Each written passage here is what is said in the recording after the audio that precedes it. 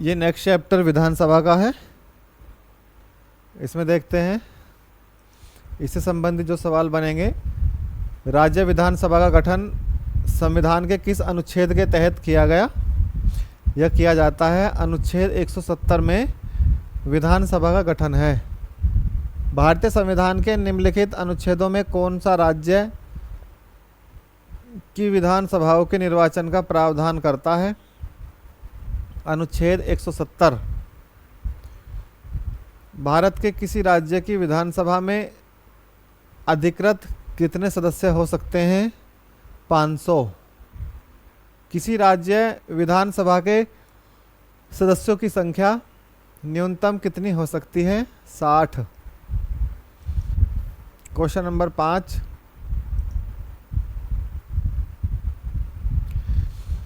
भारतीय संविधान यह प्रावधान करता है कि किसी भी राज्य विधानसभा में 60 से कम सदस्य नहीं हो सकते।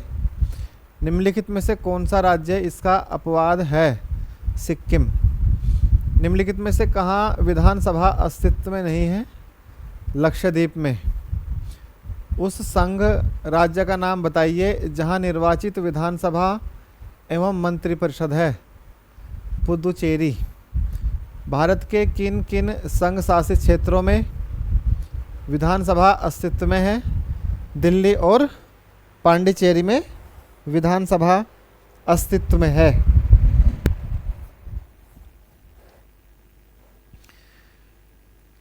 Question number 10। Question number 9। किस राज्य में विधानसभा सदस्यों की संख्या सबसे अधिक है? उत्तर प्रदेश में। किन दो राज्यों के जोड़ों में विधानसभा सीटों की संख्या बराबर है? हरियाणा और छत्तीसगढ़ में। उत्तर प्रदेश की विधानसभा में सदस्यों की संख्या कितनी है? 403। असम विधानसभा में सदस्य कितने हैं? 126। तो ये 403 है भाई उत्तर प्रदेश में। तो इसमें एक राज्यपाल मनोनीत कर सकता है, तो 404 हो जाते हैं, ठीक है। लेकिन निर्वाचित की बात करेंगे तो 403 है। असम विधानसभा में कितने सदस्य हैं? 126। बिहार विधानसभा में सीटों की कुल संख्या कितनी है? 243। विधानसभा के प्रत्येक सदस्य कम से कम कितनी जनसंख्या का प्रतिनिधित्व करते हैं? 7500। यानी कि कितने का? 7500 का। अब देखिए आगे। सामान्यतः विधानसभा कार्यकाल कितना है? 5 वर्ष है। Question number 16। जम्मू कश्मीर राज्य के विधानसभा कार्यकाल 6 वर्ष है। राष्ट्रीय आपातकाल के उद्घोषणा के प्रवर्तन रहने की स्थिति में विधानसभा की अवधि को किसे या कितने समय के लिए बढ़ाया जा सकता है? 1 वर्ष के लिए बढ़ाया जा सकता है। सर्वप्रथम किस राज्य की विधानसभा का विघटन उसकी प्रथम बैठक के या प्रथम बैठक होने से पहले ही कर दिया गया? केरल। विधानसभा की सदस्यता के लिए उम्मीदवार को कितने वर्ष से कम का नहीं होना चाहिए? 25 वर्ष से कम का उम्मीदवार को नहीं होना चाहिए। विधानसभा की गणपूर्ति कुल संख्या का कितना हिस्सा है? 1/10। यानी कि 10% गणापूर्ति को कहते हैं। विधानसभा का सत्र वर्ष में कम से कम कितनी बार आहूत किया जाना आवश्यक है? 2 बार, अर्थात 6 महीने से ज़्यादा का गैप नहीं होना चाहिए। विधानसभा की बैठक की अंतिम तिथि दूसरी बैठक की प्रथम तिथि के बीच कितने समय का अंतर नहीं होना चाहिए? तो 6 माह से अधिक का समय नहीं होना चाहिए। विधानसभा अध्यक्ष का चुनाव कौन करता है? विधानसभा के सदस्य। अस्थायी विधानसभा अध्यक्ष यानी प्रोटेम स्पीकर की नियुक्ति कौन करेगा? ये राज्यपाल करते हैं। विधानसभा अध्यक्ष को उसके पद की शपथ कौन दिलाता है? शपथ ग्रहण की आवश्यकता नहीं होती। विधानसभा के निर्वाचन क्षेत्रों में अनुसूचित जाति और जनजातियों के प्रतिनिधियों के लिए सुरक्षित निर्वाचन क्षेत्रों की व्यवस्था है। ऐसे निर्वाचन क्षेत्रों की कुल संख्या कितनी है? 1142।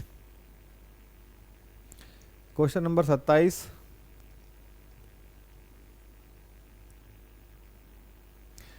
विधानसभा अध्यक्ष अपना त्यागपत्र किसको देता है? विधानसभा उपाध्यक्ष को। विधानसभा अध्यक्ष को किस प्रकार पद से हटाया जा सकता है? विधानसभा के सदस्यों द्वारा साधारण बहुमत से पारित संकल्प के द्वारा इन्हें हटाया जा सकता है। विधानसभा अध्यक्ष या उपाध्यक्ष को हटाने से संबंधित प्रस्ताव पेश करने के लिए कितने दिन पूर्व इसकी सूचना अध्यक्ष या उपाध्यक्ष को देनी चाहिए होती है? 14 दिन। राज्य मंत्रिपरिषद सामूहिक रूप से किसके प्रति उत्तरदायी होता है? विधानसभा के प्रति उत्तरदायी होता है। राज्य विधानमंडल का कोई सदस्य अपने सदन की आज्ञा के बिना सदन के सत्र से लगातार कितने दिनों तक अनुपस्थित रह सकता है या रहता है? तो सदन उसे निष्कासित करके उसके स्थान को रिक्त घोषित कर सकता है 60 दिन के लिए। राज्य विधानसभा के सदन की बैठक के लिए गणापूर्ति क्या है? 10 सदस्य अथवा कुल सदस्य संख्या का 1/10वां भाग, जो भी अधिक होता है। राज्य की विधानसभा के सत्रावसान के आदेश किसके द्वारा दिए जाते हैं? राज्यपाल के द्वारा। विधानसभा का सदस्य रहे बिना कोई भी व्यक्ति कितने दिनों तक मंत्री पद पर आसीन रह सकता है? 6 माह तक के लिए आसीन रह सकता है। विधानसभा सदस्यों को निर्वाचित या निर्वाचन किसकी देखरेख में होता है? निर्वाचन आयोग की। किस राज्य की विधानसभा में 2 महिलाओं की नियुक्ति राज्यपाल कर सकते हैं? जम्मू और कश्मीर की। उत्तराखंड विधानसभा में एक सदस्य नामित किया जाता है एंग्लो इंडियन समुदाय से। निम्नलिखित में कौन सत्य है? तो इसमें देखिए, जम्मू कश्मीर विधानसभा की अवधि केवल 6 वर्ष की होती है। देखिए, जम्मू कश्मीर को तोड़ ही दिया गया है अब, ठीक है। 2019 के बाद में जम्मू कश्मीर अब राज्य नहीं रह गया, उसको जम्मू कश्मीर और लद्दाख में अलग अलग 2 भागों में बांट दिया गया है। तो ये क्वेश्चन अब यूजलेस ही है, क्योंकि अब दोबारा से कैसे उसको पूर्ण राज्य का दर्जा मिलेगा, कब होगा, क्या होगा, तो इस क्वेश्चन का कोई मतलब नहीं है, ठीक है। तो छोड़िए इस चीज़ को। कोई विधेयक धन विधेयक है अथवा नहीं, इसका निर्णय कौन करेगा? तो विधानसभा के अध्यक्ष इस बात को निर्णित करते हैं। क्वेश्चन नंबर 40, राज्यों की विधानसभा को कितनी समयावधि के अंदर संवैधानिक संशोधन विधेयक को स्वीकार और अस्वीकार करना पड़ता है? इसकी कोई निश्चित सीमा नहीं है। क्वेश्चन नंबर 41, भारत में विधानसभा चुनाव किस आधार पर होते हैं? वयस्क मताधिकार के आधार पर भारत में चुनाव होते हैं। यदि किसी राज्य विधानसभा के निर्वाचन में निर्वाचित घोषित होने वाला प्रत्याशी अपना क्षिप्त राशि खो देता है, तो इसका अर्थ है कि निर्वाचन लड़ने वाले प्रत्याशियों की संख्या बहुत अधिक थी, यानी कि उनकी संख्या बहुत ज़्यादा थी। किसी विधानसभा में कोई धन विधेयक निम्न में से किसकी अनुमति के बिना प्रस्तुत नहीं किया जा सकता? तो राज्यपाल जी की अनुमति के बिना धन विधेयक प्रस्तुत नहीं किया जा सकता। क्वेश्चन नंबर 44,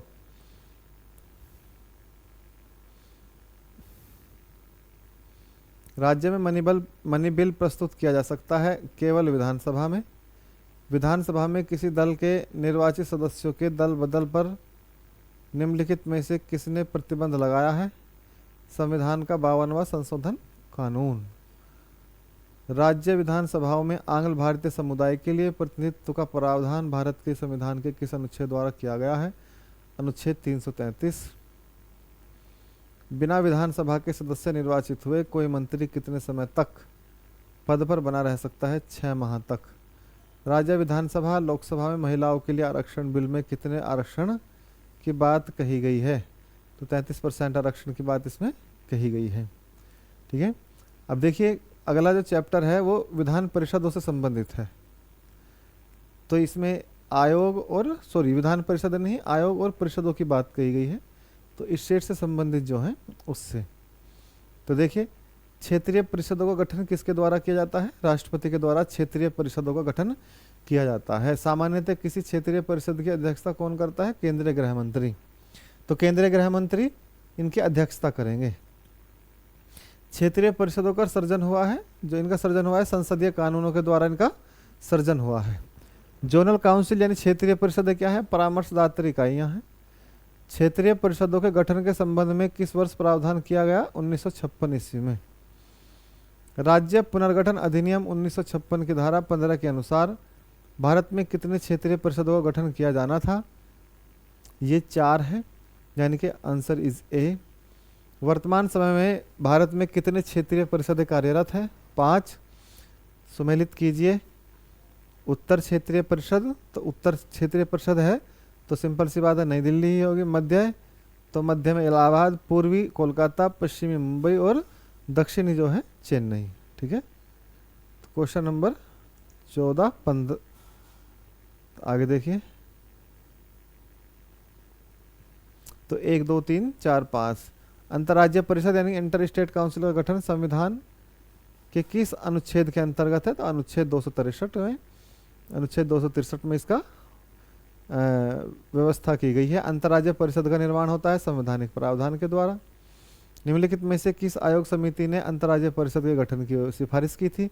तो सरकारिया आयोग ने इसके गठन की सिफारिश की थी कि अंतर्राज्यीय परिषद होनी चाहिए। आगे देखिए, सरकारिया आयोग या सरकारी कमीशन द्वारा संस्तुति की गई अंतर्राज्यीय परिषद का गठन संविधान के किस धारा के अंतर्गत किया गया? अनुच्छेद 263। अंतर्राज्यीय परिषद की स्थापना कब हुई? तो ये 28 मई 1990 को अंतर्राज्यीय परिषद की स्थापना हुई थी। किस प्रधानमंत्री के कार्यकाल में अंतर्राज्यीय परिषद का प्रथम बार गठन किया गया? तो ये वीपी सिंह है।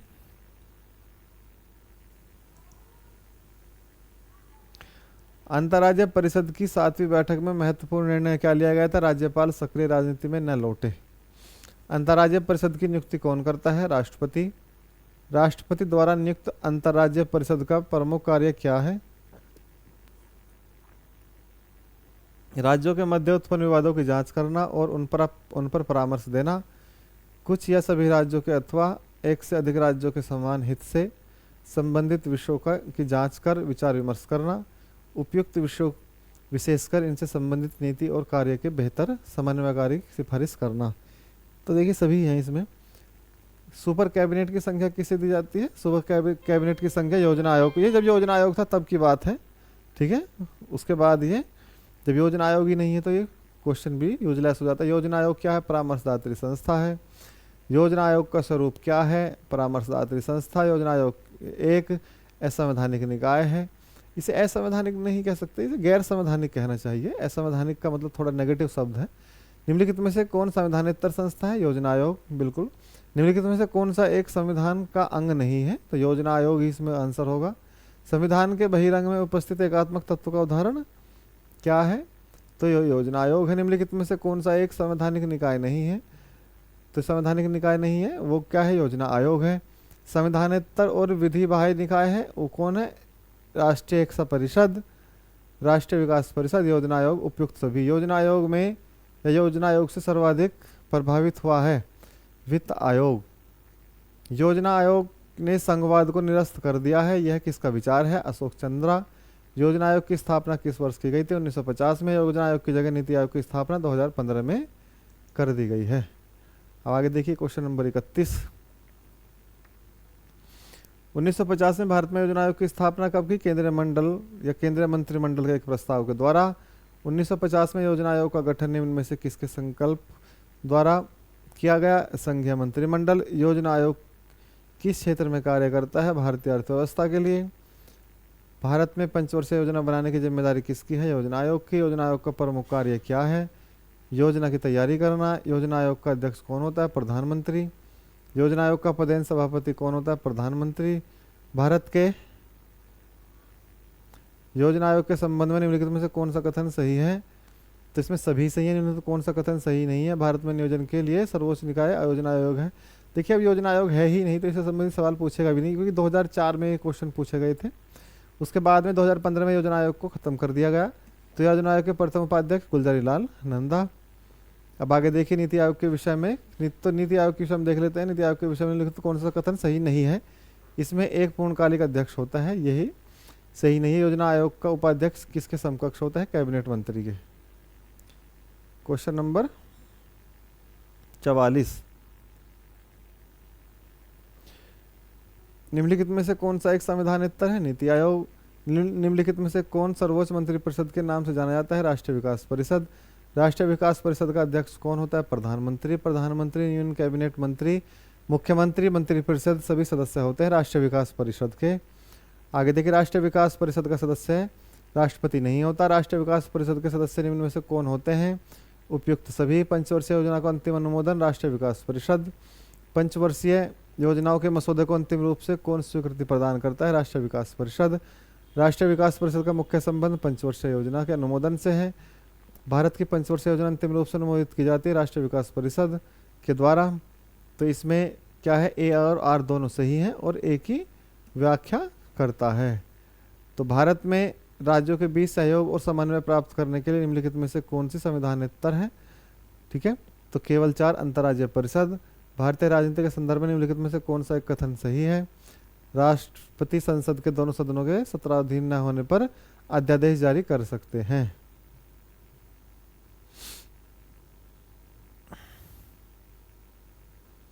क्वेश्चन नंबर 57, राष्ट्रीय विकास परिषद के सदस्य नहीं होते राज्यों के राज्यपाल। राष्ट्रीय विकास परिषद का उद्देश्य क्या है? पंचवर्षीय योजनाओं का निर्धारण, उन्हें सुनिश्चित करना। वित्त आयोग क्या है? पंचवर्षीय निकाय है। संविधान के अनुच्छेद 280 में वित्त आयोग का निर्माण करता है कौन सा? राष्ट्रपति करते हैं। वित्त आयोग के अध्यक्ष की नियुक्ति कौन करता है? राष्ट्रपति। वित्त आयोग का अध्यक्ष या गठन कितनी अवधि के लिए होता है? 5 वर्ष के लिए। भारतीय संविधान के अनुसार निम्नलिखित में से क्या संवैधानिक निकाय संस्था है? वित्त आयोग। संविधान के अनुच्छेद 280 में भारतीय वित्त आयोग का प्रमुख कार्य केंद्र राज्यों के बीच किसका? पैसे का बंटवारा करना है। केंद्र राज्य में राजस्व वितरण की सबसे महत्वपूर्ण भूमिका वित्त आयोग निभाता है। सामान्य 5 वर्ष वित्त आयोग की स्थापना की जाती है केंद्र अनुदान और संघ के राजस्व के अंशों को निर्धारित करने के लिए। राज्यों की सहायता अनुदान राजस्व आवंटित कौन करता है? वित्त आयोग करता है। राज्यों के कर विभाग को निर्धारित करने का अधिकार किसके पास है? आपके वित्त आयोग के पास में है। केंद्र व राज्यों, भारत में संघीय वित्त संबंध रखता है राज्य एवं केंद्र के बीच वित्त से। भारत में राष्ट्रपति को विशिष्ट केंद्र राज्य राजकोषीय संबंधों के बारे में सुझाव किसके द्वारा दिया जाता है? वित्त आयोग के। संघ और राज्यों के मध्य वित्तीय संसाधनों के वितरण से संबंध में सलाह देने के लिए राष्ट्रपति निम्न में से किसकी नियुक्ति 5 वर्ष के लिए करता है? वित्त आयोग के। कौन सा प्राधिकरण भारत की समेकित निधि में से राज्यों को राजस्व सहायता अनुदान देने वाले सिद्धांतों की अनुशंसा करता है? वित्त आयोग। निम्नलिखित में से कौन सा एक वित्त आयोग का कार्य नहीं है? व्यापार कर का विभाजन। राज्यों को वित्तीय आवंटन किसकी संस्तुति पर किया जाता है? वित्त आयोग की। केंद्र राज्य वित्तीय संबंधों का निर्धारण कौन करता है? वित्त आयोग। भारतीय संविधान के किस अनुच्छेद के अंतर्गत वित्त आयोग? 280 के। अतिरिक्त सदस्यों की व्यवस्था कितनी है? 4 है। निम्नलिखित में से किस सेवानिवृत्त नियंत्रक महालेखा परीक्षक को वित्त आयोग का अध्यक्ष बनाया गया जबकि ऐसी नियुक्ति करने पर वर्जना है? एस के चंदा को। प्रथम वित्त आयोग के अध्यक्ष कौन है? केसी नियोगी। 14वें वित्त आयोग के अध्यक्ष कौन है? Y V Reddy. निम्नलिखित में से कौन सा प्राधिकरण भारत की समेकित निधि में राज्यों को राजस्व सहायता अनुदान देने वाले सिद्धांतों की अनुशंसा करता है? वित्त आयोग। वित्त आयोग का प्रमुख कार्य क्या है राज्यों में? ये ए। देखिए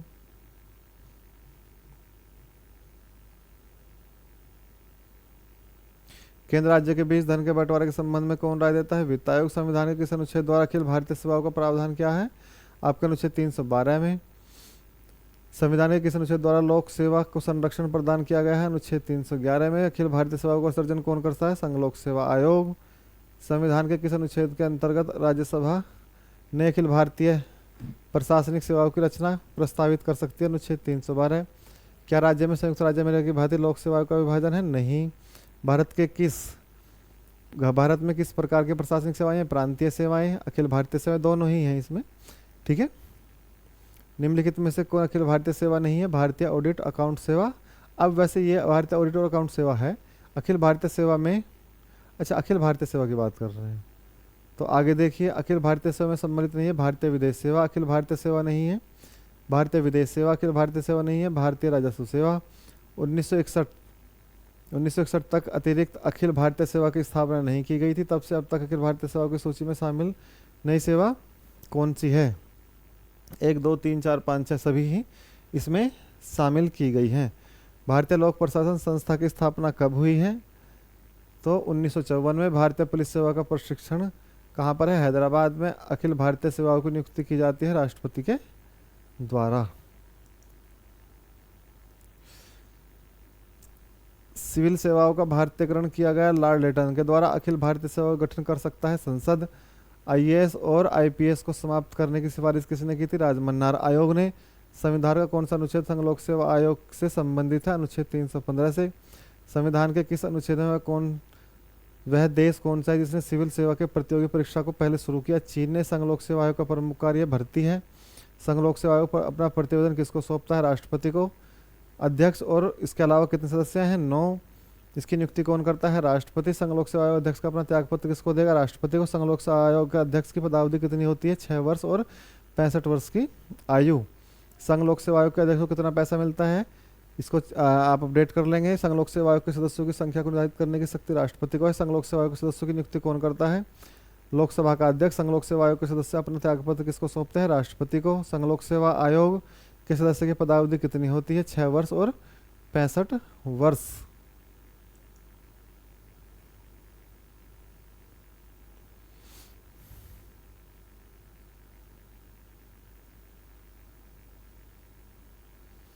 संघ लोक सेवा आयोग स्वतंत्र निकाय है। संघ लोक सेवा आयोग संवैधानिक निकाय है। ठीक है, ए सही है, ए गलत है, आर सही है। अधिनियम 1919 के अधीन लोक सेवा आयोग की स्थापना 1926 में। प्रशासनिक केंद्र सेवाओं की नियुक्ति संघ लोक सेवा आयोग। 2 या 2 से अधिक राज्यों के लिए गठित संयुक्त राज्य लोक सेवाओं के लिए सदस्य की नियुक्ति और अध्यक्ष की नियुक्ति कौन करता है, राष्ट्रपति करता है। नियुक्त संयुक्त राष्ट्र लोक सेवा आयोग के अध्यक्ष सदस्यों की पदावधि होती है 6 वर्ष 62 और संयुक्त लोक सेवा आयोग के अध्यक्ष सदस्य अपना त्यागपत्र किसको देंगे, राष्ट्रपति को। संयुक्त राज्य लोक सेवा आयोग के अध्यक्ष सदस्यों को साबित कदाचार असमर्थता के आधार पर कौन पद मुक्त करेगा, राष्ट्रपति। संविधान के अनुसार लोक सेवा आयोग के कृत्य सरकार के लिए क्या सलाहकारियाँ हैं। राज्य लोक सेवा आयोग के सदस्यों की नियुक्ति किसके द्वारा की जाती है, राज्यपाल के। राज्य लोक सेवा आयोग के अध्यक्ष की नियुक्ति कौन करता है, राज्यपाल। राज्य लोक सेवा आयोग के अध्यक्ष सदस्य अपना त्यागपत्र किसको देते हैं, राज्यपाल को। राज्य लोक सेवा आयोग सदस्य सेवानिवृत्ति पश्चात नियोजन के लिए पात्र है संघ लोक सेवा आयोग के सदस्य और उसके अध्यक्ष के लिए। संविधान के किस अनुच्छेद द्वारा राज्य लोक सेवा आयोग के अध्यक्ष सदस्य की आयु सीमा 60 वर्ष से बढ़ाकर 62 करी गई, तो यह है आपका 41वां संविधान संशोधन। संघ लोक सेवा आयोग के अध्यक्ष सदस्यों को साबित कदाचार राष्ट्रपति ही इन्हें पदमुक्त करेंगे। राज्य लोक सेवा आयोग के अध्यक्ष सदस्य निलंबित करने की शक्ति राज्यपाल को है। निम्नलिखित में से कौन सा संवैधानिक निकाय है, तो संवैधानिक निकाय केवल एक है, अनुसूचित जाति जनजाति आयोग है। द्वितीय प्रशासनिक आयोग 2005 में किससे संबंधित था, उत्तम शासन के लिए संस्थानिक व्यवस्था के द्वारा केंद्रीय सतर्कता आयोग की स्थापना निम्नलिखित में से किसकी सिफारिश पर की गई थी, तो संथानम समिति की। निम्नलिखित में से किस एक ने लोकपाल के पद को सृजन की संस्तुति दी है, प्रशासनिक सुधार आयोग ने। राष्ट्रीय मानवाधिकार आयोग के अध्यक्ष सदस्यों की नियुक्ति समिति में निम्नलिखित में से कौन सदस्य नहीं है, राज्यसभा का सभापति। राज्य वित्त आयोग एक संवैधानिक संस्था है। द्वितीय प्रशासनिक सुधार आयोग ने किन विषयों पर रिपोर्ट तैयार की है, तो आपके 1, 2, 3 स्थानीय शासन, आतंकवाद और शासन में आधार नीति। भारत में पहली बार लोक सेवा आयोग की स्थापना जिस अधिनियम में हुई वह कौन सा है, तो वह है आपका government of India act 1919। Bharat में संघ लोक सेवा आयोग के लिए निम्न में से कौन सा सही है, इसका राज्य लोक सेवा आयोग से कोई लेना देना नहीं है। निम्नलिखित में से क्या भारत के सिविल सेवाओं की एक विशिष्टता है, तटस्थता निष्पक्षता। निम्नलिखित में से संवैधानिक पदाधिकारियों को उनके पद से मुक्त करने के लिए अभियोग की प्रक्रिया का पालन आवश्यक नहीं है। संघ लोक सेवा आयोग का अध्यक्ष। भारतीय संविधान में निम्नलिखित या सिविल सेवाओं की कौन सी 3 श्रेणियों का प्रावधान किया गया, अखिल भारतीय, केंद्र और राज्य सेवाओं का प्रावधान किया गया है।